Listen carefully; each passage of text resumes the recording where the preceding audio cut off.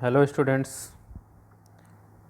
आज हम आपके पुराने टॉपिक एनर्जी ऊर्जा पर चर्चा करेंगे, जिसमें हमने लास्ट पॉइंट बात की थी कि ऊर्जा के स्रोत की। तो हमने आपको बताया था ऊर्जा के दो स्रोत होते हैं, नॉन रिन्यूएबल और रिन्यूएबल, नवीकरणीय और अनवीकरणीय।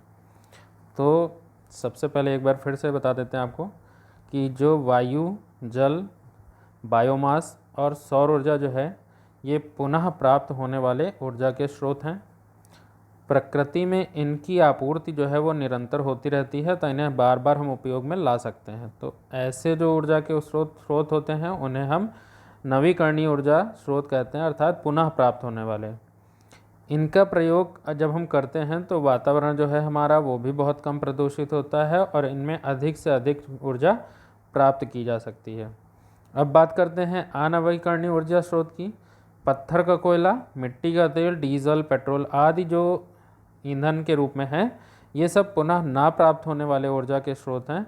इन स्रोतों के समाप्त हो जाने पर इन्हें पुनः प्राप्त करना संभव नहीं है। तो इस वजह से ये इन्हें हम अनवीकरणीय ऊर्जा स्रोत कहते हैं, जिन्हें हम पुनः प्राप्त नहीं कर सकते हैं, क्योंकि इन स्रोतों के जो हैं हमारे पास भंडार उपलब्ध हैं और भंडार जो है वो सीमित मात्रा में है, और जो आवश्यकता है इनका जो भोग की दर है वो बहुत ही ज़्यादा होती जा रही है। अतः हम इनका विवेकपूर्ण उपयोग नहीं करेंगे तो ये शीघ्र से समाप्त हो जाएंगे, जिससे ऊर्जा संकट उत्पन्न हो जाएगा। तो ये हमारे दो प्रकार के स्रोत हैं, ऊर्जा नवीकरणीय ऊर्जा स्रोत और अनवीकरणीय ऊर्जा स्रोत। अब हम बात करते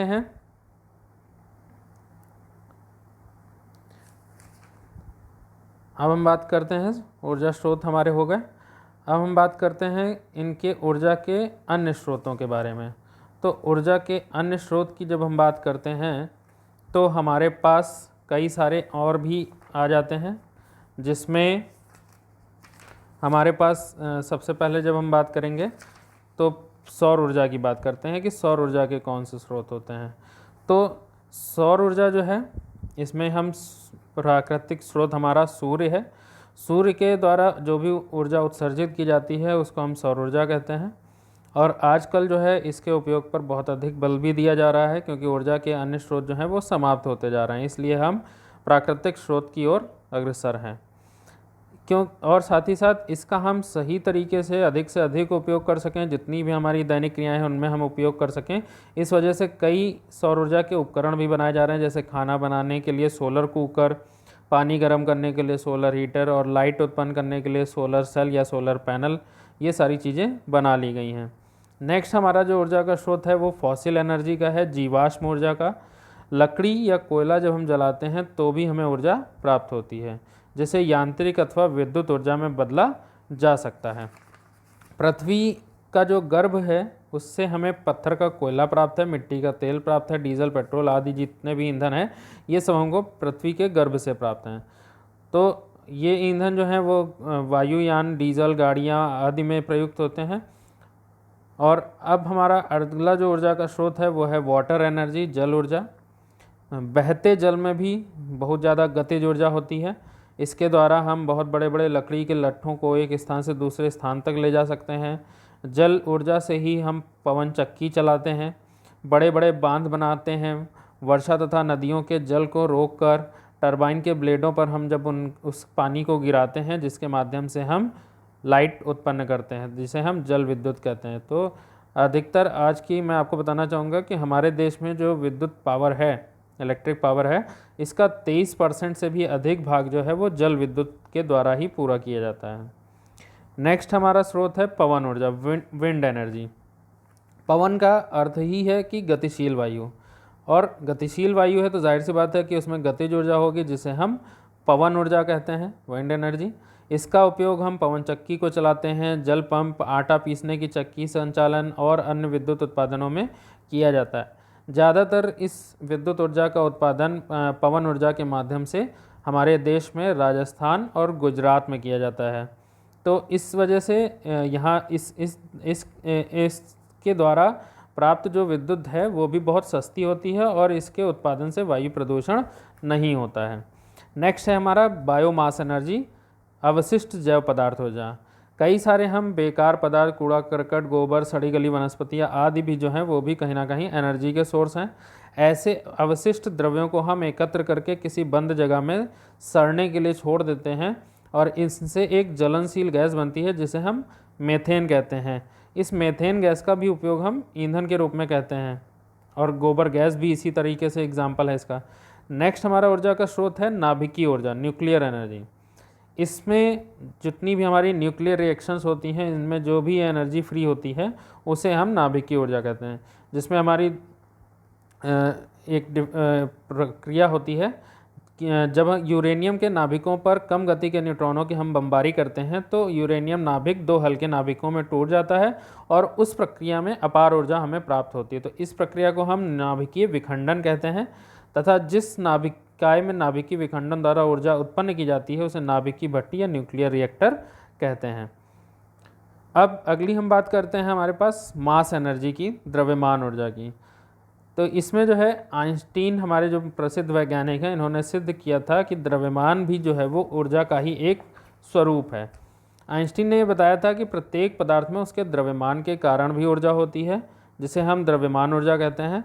और आइंस्टीन का कथन ये भी है कि द्रव्यमान को ऊर्जा में तथा ऊर्जा को हम द्रव्यमान में बदल सकते हैं।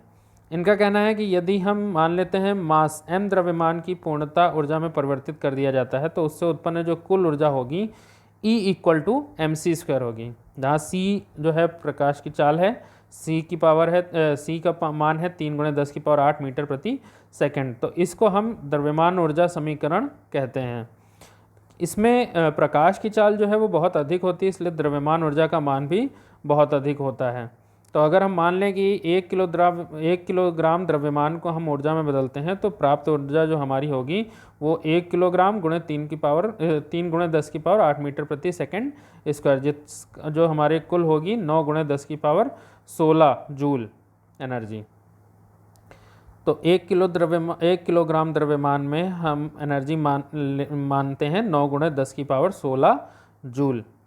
परमाणु बम में जो ऊर्जा होती है वो भी इसी सिद्धांत से प्राप्त होती है और इसी प्रक्रिया का उपयोग हम नाभिकीय रिएक्टरों में विद्युत उत्पादन के लिए भी करते हैं। नेक्स्ट हम बात करते हैं कि ऊर्जा रूपांतरण की, एनर्जी ट्रांसफॉर्मेशन। तो ऊर्जा के हमारे पास कई सारे रूप हैं, जैसे यांत्रिक ऊर्जा, सौर ऊर्जा, ऊष्मीय ऊर्जा, प्रकाश ऊर्जा, ये सब हम आपको बता चुके हैं। तो अनेक प्राकृतिक क्रियाओं में एक प्रकार की ऊर्जा दूसरी प्रकार की ऊर्जा में परिवर्तित होती रहती है। तो ऊर्जा का एक रूप से दूसरे रूप में जो परिवर्तन होता है, इसी प्रक्रिया को हम ऊर्जा का रूपांतरण कहते हैं। तो ये हमारे एनर्जी सोर्सेस हो गए, ट्रांसफॉर्मेशन ऑफ एनर्जी हो गई। अब हम बात करते हैं वेस्टेज ऑफ एनर्जी की, कि ऊर्जा का अपव्यय क्यों होता है। तो ऊर्जा के अपव्यय की जब हम बात करते हैं तो जाहिर सी बात है कि जिस तरीके से हम अभी तक बात कर रहे थे कि ये प्रकार की हमारे पास ऊर्जा हैं, तो उनके जो प्राकृतिक रूप पर संपन्न हैं उसमें भी हमें कहीं ना कहीं उन पर निर्भर रहना पड़ता है, जिसकी वजह से हमें कहीं ना कहीं उसका ध्यान रखना पड़ेगा कि जिस भी सोर्स को हम यूज़ कर रहे हैं वो सब क्या हैं, अनवीकरणीय या नवीकरणीय ऊर्जा स्रोत के रूप में हमारे सामने हैं। और जिसको हम अनवीकरणीय मानते हैं तो उसे तो हमें बहुत ही संतुलित करके चलना होगा, अन्यथा हम उसका कहीं ना कहीं उस चीज़ को खो देंगे। और नवीकरणीय ऊर्जा स्रोत जो हैं हमारे, उन पर एक बार हम फिर भी निर्भर हो सकते हैं कि हाँ, उनको हम बार बार प्राप्त कर सकते हैं। तो इस वजह से ऊर्जा का अपव्यय भी करना बहुत ही नुकसानदायक है, क्योंकि अगर ऊर्जा की अगर हम बात करते हैं तो देश का चाहे वह आर्थिक विकास हो चाहे वह सामाजिक विकास हो, इन दोनों में ऊर्जा का बहुत ही ज़्यादा महत्वपूर्ण होता है। जैसे हम देखते हैं कि हमारे देश में औद्योगिकीकरण बढ़ रहा है, तो वैसे साथ साथ ऊर्जा का उपयोग भी बढ़ता जा रहा है। और ऊर्जा के उपभोग में अगर हम माने तो ये वृद्धि जो है वो लगभग 8% एनुअली बढ़ रही है। तो जाहिर सी बात है कि आज के समाज में आप देखिए कि पेट्रोलियम है या जो भी टेक्नोलॉजीज़ हम बढ़ा रहे हैं, गाड़ियों की संख्या बढ़ती जा रही है, इसकी वजह से हमारे समाज के लोगों को सोचना पड़ेगा ताकि हम ऊर्जा का अपव्यय रोक सकें और जो भी हमारे पास सीमित संसाधन हैं उसको हम अपने भविष्य के लिए भी बचा कर रखें। तो इस तरीके से हमारे ऊर्जा का अपव्यय पर रोक लगानी चाहिए। नेक्स्ट है हमारा conservation of energy. Conservation of energy की जब हम बात करते हैं तो इस पर हमारा नियम भी है, ऊर्जा संरक्षण का नियम, law of conservation of energy. तो इस नियम के अनुसार आप लोग पहले से जानते हैं कि ऊर्जा ना तो उत्पन्न की जा सकती है ना ही नष्ट की जा सकती है, सिर्फ उसे एक रूप से दूसरे रूप में बदला जा सकता है। यही हमारा ऊर्जा संरक्षण का नियम कहलाता है। तो विश्व की संपूर्ण ऊर्जा का परिमाण जो हम मानते हैं वो सदैव स्थिर रहता है। अब एक अगर हम एग्जाम्पल की बात करें तो एक वस्तु को जब हम ऊंचाई से गिराते हैं तो वस्तु की स्थितिज ऊर्जा जो है वो लगातार गतिज ऊर्जा में बदलती रहती है। तो क्या हुआ कि ये एग्जाम्पल हमको देखने को मिल रहा है कि सिर्फ ऊर्जा कहीं अलग से नहीं आ रही बल्कि उसका रूप परिवर्तित हो रहा है। इसी तरह दूसरा अगर हम एग्जाम्पल ले लें कि जब एक वस्तु को हम ऊर्ध्वाधर ऊपर की ओर फेंका जाता है तो वस्तु की गतिज ऊर्जा लगातार स्थितिज ऊर्जा में बदलती रहती है। इसका मतलब है कि ऊर्जा जो है वो सिर्फ रूपांतरित होती है। तो ये हमारा ऊर्जा रूपांतरण से पहले तथा बाद में कुल ऊर्जा जो है वो सदैव स्थिर रहती है। तो गतिज ऊर्जा प्लस स्थितिज ऊर्जा इक्वल टू नियतांक होता है, जिसे half mv² plus mgh equal to constant हम कहते हैं। तो ये हमारे इतने सारे टॉपिक्स थे जिन पर हमने चर्चा की, wastage of energy, energy sources और conservation of energy. Thank you.